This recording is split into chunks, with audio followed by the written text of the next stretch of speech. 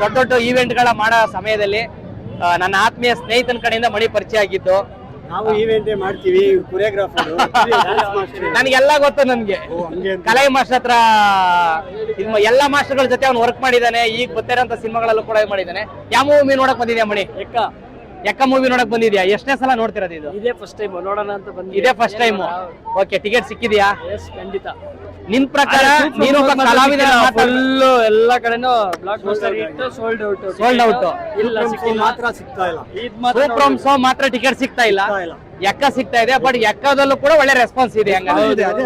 ಮಣಿ, ನೀನೊಬ್ಬ ಕಲಾವಿದನಾಗಿ ಬಿಟ್ಟು ಒಳ್ಳೆ ಆಡಿಯನ್ಸ್ ಆಗಿ ಕನ್ನಡ ಸಿನಿಮಾಗಳ ಬಗ್ಗೆ ಏನ್ ಹೇಳಕ್ ಇಷ್ಟಪಡ್ತೀಯ? ಕನ್ನಡ ಸಿನಿಮಾಗಳ ಬಗ್ಗೆ ಏನ್ ಹೇಳಕ್ ಇಷ್ಟಪಡಲ್ಲ. ಬಾ ದೀಪು, ನೀನು ಜಾಯ್ನ್ ಆಗ್ಬಿಡು. ಬಾ ನೀನ್ ಮರ್ತಿಲ್ಲ ಕಣ್, ಬಾ. ನಾನು ಕನ್ನಡ ಸಿನಿಮಾ ನೋಡ್ಬೇಕು, ನಾವೇ ನೋಡ್ಬೇಕು, ಬೇರೆ ಯಾರು ನೋಡಕ್ಕಾಗಲ್ಲ. ನಾವೇ ಕನ್ನಡ ಸಿನಿಮಾ ನೋಡ್ಬೇಕು, ಕನ್ನಡ ಸಿನಿಮಾ ನಾವೇ ಬೆಳೆಸ್ಬೇಕು. ಒಳ್ಳೊಳ್ಳೆ ಮೂವಿಗಳು ಅವರು ಕೊಡ್ಲಿ ಅಂತ ಕೇಳ್ಕೊಂತೀವಿ ಅಷ್ಟೇ, ಇನ್ನೇನಿಲ್ಲ. ಒಳ್ಳೊಳ್ಳೆ ಚಿತ್ರಗಳನ್ನ ಕೊಡ್ಲಿ, ಒಳ್ಳೆ ಕಥೆ ಇನ್ನೇನಿಲ್ಲ. ಕೊಟ್ರೆ ಖುಷಿ ನಮ್ಗೆ.